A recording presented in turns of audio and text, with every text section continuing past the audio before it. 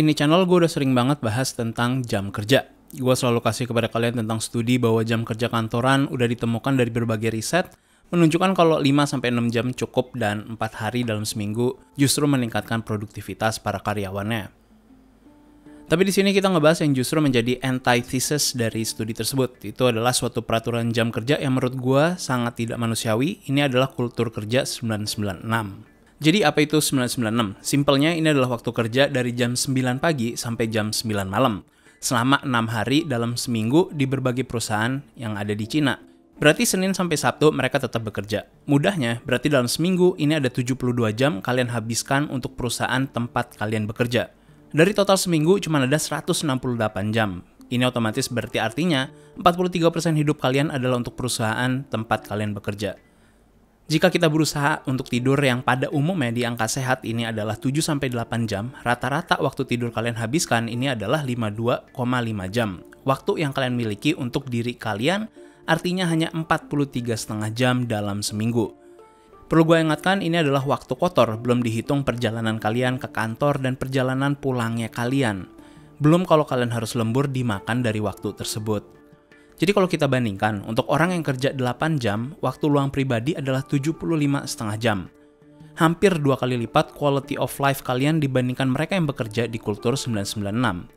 Sedangkan yang di studi terbaru di Barat, ini mengatakan waktu kerja 30 jam sudah lebih dari cukup dalam seminggu. Untuk topik ini kalian bisa lihat di Berita Baik. Sudah banyak gue bahas hal ini, ditambah lagi tentang pentingnya kualitas tidur kalian dalam menjaga mental and physical health kalian, ini juga gue udah pernah bahas. Jadi sistem kerja seperti ini tuh cukup unik sebenarnya. Yang perlu kita perhatikan juga adalah di industri mana sistem ini tuh diberlakukan. Kalau kita melihat sejarahnya, ini berasal dari wilayah sektor industri manufacturing dan pabrikan. Kalau kalian melihat pakaian kalian yang berasal dari merek-merek terkenal yang gua nggak perlu sebutin apaan aja, banyak yang berasal dari tempat ini. Ada alasan kenapa brand-brand besar bidang fashion ini memiliki tempat produksi di Cina. Alasan utamanya tentunya adalah production cost. Ada alasan juga kenapa produk-produk yang dibuat di negara-negara seperti Jerman, AS, Inggris, Norwegia, Swedia, New Zealand, semuanya ini memiliki harga yang sangat-sangat tinggi. Ya karena biaya produksi di sana itu sangat tinggi. Berbeda jauh dengan Cina yang memiliki biaya produksi sangat-sangat rendah, tapi nggak sebatas itu aja. Karena pusat produksi berbagai industri itu juga di Cina, semuanya ini menjadi satu ekosistem. Semuanya ini saling terkoneksi. Dan produksi juga bisa jauh lebih cepat tanpa harus melempar-lempar bahan atau produk ke berbagai negara untuk kemudian bisa dijual kembali. Ini adalah topik terpisah yang gue bisa bahas di lain waktu, betapa modern dan udah betapa terstruktur ekosistem untuk produksi di Cina, dari segi bidang fashion sampai elektronik. Tapi sistem kerja 996 ini kalau kita telusuri bisa dikatakan warisan dari kultur mass manufacturing. Para pekerja migran ini nggak masalah sebenarnya kerja 996 dan untuk kerja lembur. Karena mereka mayoritas ingin menghidupi keluarganya di kampung, sedangkan jumlah populasi ini sangat-sangat tinggi dan peluang kerja ini sangat-sangat terbatas. Sulit banget untuk mereka bisa pilih-pilih pekerjaan yang mereka inginkan. Sistem manufacturing atau pabrik jelas memiliki output yang bisa kita lihat dan kita hitung. Semuanya ini bisa kita bilang quantifiable, punya hasil yang jelas dan nyata, karena output produksi jelas meningkat dengan jam kerja yang nyata dan lebih lama. Kalau kalian sekarang mikir, kenapa nggak ada union yang melindungi para pekerjanya atau serikat buruh misalnya di sana? Ya karena pada dasarnya labor union di Cina yang bersifat independen itu ilegal. Satu-satunya serikat buruh di sana yang ada di bawah pemerintahan Cina itu sendiri dengan nama All China Federation of Trade Unions. Partai penguasanya sendiri bisa dibilang kalau mereka sekarang udah bukan zaman dulu yang lebih dekat ke kelas buruhnya, tapi bisa disebut sebagai deformed workers state. Partai seperti ini justru lebih dekat kepada para pemilik bisnis maupun pengusaha dibanding dengan para buruh atau para pekerjanya. Nah sekarang kultur seperti ini tuh diwarisi ke dunia kerja industri, teknologi, IT maupun ya di company startup.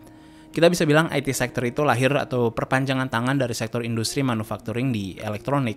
Alasan utama kenapa ini bisa turun ke industri IT juga sebenarnya mirip dengan alasan kenapa di manufacturing hal ini tuh berlaku. Karena banyaknya para grinders, banyaknya mereka rela untuk full on menghajar hidup mereka nguli di perusahaan seperti ini. Mereka berharap perusahaan tersebut bisa menjadi the next big thing, berharap cepat mendapatkan posisi managerial dan memulai hidup yang baik. Hasilnya mereka menggunakan sistem yang sama, diminta memiliki standar yang sama dengan kerja di manufacturing juga.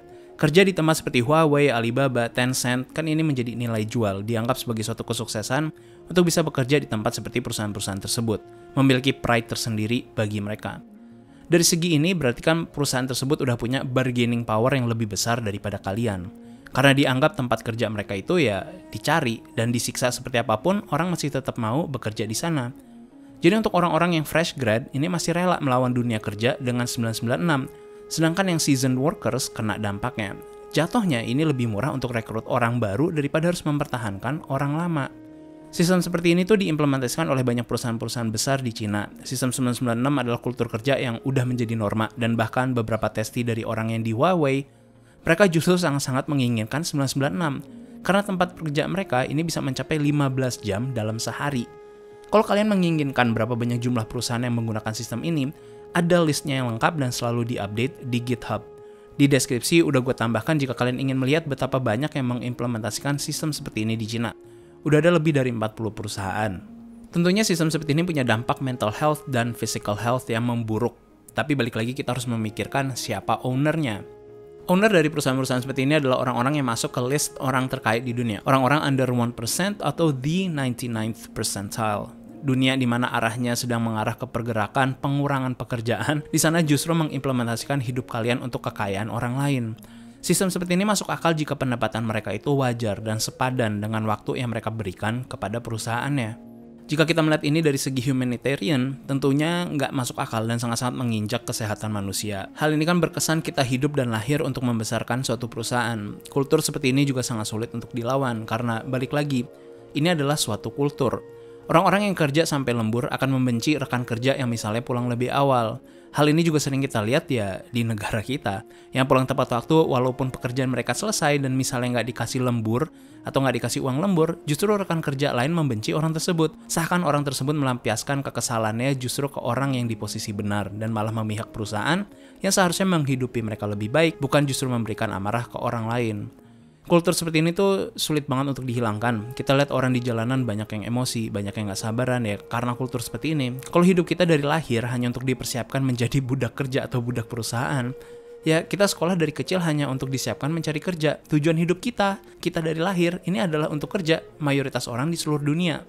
Hal ini berdampak langsung terhadap social normsnya kita. Kualitas kita ke keluarga, kualitas ke teman, kualitas kita sebagai manusia terhadap manusia lain pun jadinya tertekan. Sampai ke hal yang paling simpel seperti cara kita berkendara, ini bisa kena dampaknya. Cara kita berinteraksi dengan sesama manusia, ini pun juga kena dampaknya. Sekarang kalian mungkin mempertanyakan, kalau sudah banyak studi yang menunjukkan sistem kerja seperti ini itu nggak baik untuk para karyawan, kenapa negaranya itu nggak melarang? Justru di sini titik uniknya. Cina sendiri itu memiliki peraturan kerja, dan sistem 996 adalah suatu sistem yang ilegal sebenarnya. Tapi perusahaan-perusahaan ini tuh tetap melakukannya. China's High Court sudah menyatakan sistem kerja seperti ini tuh ilegal, tapi balik lagi ke kulturnya yang kebentuk seperti ini. Sulit untuk dirubah dari top down. Tujuan mencapai profit terbesar dengan memotong labor cost sebanyak mungkin adalah hal yang lumrah di dunia kapitalis. Kalau di pengadilan tinggi udah menyatakan kalau 996 itu nggak sehat dan buruk untuk karyawan, nggak ada pengaruhnya kalau nggak ada official system yang melapornya. Kalau sistemnya kultur yang kebentuk di level karyawan dan manajernya, mereka semua nggak akan berubah. Mereka akan memilih daripada dipecat, ya karena selalu ada pengganti yang menunggu mereka. Mayoritas dari orang-orang ini tuh nggak ada yang kerja sampai lembur, mayoritas akan menunggu aja di kantor sampai malam tanpa melakukan apa-apa karena mereka nggak mau dilihat pulang duluan. Ini udah toksik banget lingkungan kerja seperti ini. Yang lebih kelewatan dari ini adalah pemilik perusahaan terbesar seperti Jack Ma, ini justru mengatakan kalau kerja sistem 996 adalah suatu blessing, suatu berkah, suatu anugerah. Ya, kalian pikir, ya sakit nggak? Aneh nggak kalau orang-orang yang mendorong sistem kerja seperti ini adalah orang-orang yang menjadi orang paling kaya di dunia? Orang-orang seperti Jeff Bezos, Elon Musk, maupun Jack Ma dengan santai menyebutkan hal-hal tersebut. Makanya gue paling anti mendewakan orang-orang seperti ini. Yes, mereka sukses. Kita bisa lihat cara kerja mereka, business decision mereka. Tapi di sisi lain ada alasan juga kenapa bisa memiliki kekayaan sampai sebesar itu, sampai masuk ke 99th percentile. Sedangkan karyawannya banyak yang protes dan meronta-ronta, apalagi karyawan Amazon. Di dunia, orang-orang menganggap mereka adalah orang yang pintar, tapi kelemahan mereka dalam memahami riset yang sudah jelas banyak, terutama bagi pemilik perusahaan besar yang seharusnya memahami bahwa aset terbesar mereka adalah ya para karyawannya. Mereka nggak memahami bahwa lembur dan jam kerja ketinggian memiliki kesamaan terhadap para karyawan dalam penyakit yang timbul. Jadi sekarang opsinya cuma dua, antara mereka itu nggak memahami atau ya mereka itu nggak peduli. Kalian bisa lihat riset-riset tentang jam kerja yang rendah di konten gue yang berita baik. Beberapa states di US pun udah mulai uji coba hal tersebut, terutama setelah kasus COVID. Gue yakin banyak dari kalian yang nggak mengalami masalah saat kerja dari rumah kan, terutama kalian yang bekerja di bidang IT, produktivitas kalian juga nggak berkurang kan sebenarnya. Mayoritas waktu di kantor hanya jadi buang-buang waktu perjalanan, dan cost bagi kalian, cost bagi perusahaan untuk memiliki kantor yang besar-besar. Memang nggak semuanya, tentu ada yang WFH malah makin males. Tapi selama mereka ada KPI, orang-orang ini kan bisa di-cut. Menurut gue, kita sebagai manusia harus sadar hal ini. Gue bisa memahami untuk suatu startup yang memang akan memakan waktu development lama, karena ya namanya juga baru merintis. Itu adalah suatu hal yang wajar. Tapi pada saat pendapatan profit perusahaan sudah besar, dan semuanya masih mendapatkan upah yang sama, perlu adanya suatu platform yang bisa diterima secara transparan ke para karyawan maupun calon karyawan lainnya. Kalau HRD suatu perusahaan saling terkoneksi dengan perusahaan lain dan bisa memblacklist kita, kenapa para calon pekerja nggak punya bargaining power yang sama untuk melawan perusahaan-perusahaan tersebut? Kerja lembur udah menjadi statement bagi orang-orang. Mereka bangga lembur tanpa dibayar. Merendahkan rekan yang walaupun kerja sudah selesai dan pulang cepat. Mandang sebelah mata pekerjaan orang lain. Ini semuanya adalah toxic work culture menurut gue. Bahkan para ahli ekonomi banyak yang melakukan riset kalau negara-negara yang mengedepankan lembur dan waktu kerja yang sangat-sangat lama, justru memiliki angka produktivitas dan GDP per jam yang lebih rendah. Buat gue yang sering bahas tentang futurology, melihat ini sebagai arah yang gue bisa bilang wajar. Gue selalu bilang kalau cyberpunk itu udah diawali dari sekarang. Kita udah mengalaminya. Kita sedang menjalani distopia di saat sekarang. Ada alasan kenapa pergerakan anti-work ini semakin lama semakin gaining traction. Gue waktu masih muda dulu melihat gerakan tersebut itu memang gak masuk akal. Tapi semakin gue tua, gue lihat wajar gerakan tersebut muncul dan semakin kuat semakin lama waktu berjalan. Tulisan-tulisan dari Charles Fourier dan Thomas More menurut gue jadi sangat-sangat masuk akal. Ada alasan kenapa jumlah orang depresi itu semakin tinggi, jumlah kanker makin tinggi, gagal ginjal makin tinggi, kenapa biaya hidup makin tinggi sedangkan kenaikan upah nggak signifikan dibandingkan dengan inflasinya, kenapa makin sulit memiliki tempat tinggal, kenapa makin banyak orang memilih untuk nggak punya anak. Semuanya adalah arah yang masuk akal dan wajar mengingat kemana arah dunia sekarang.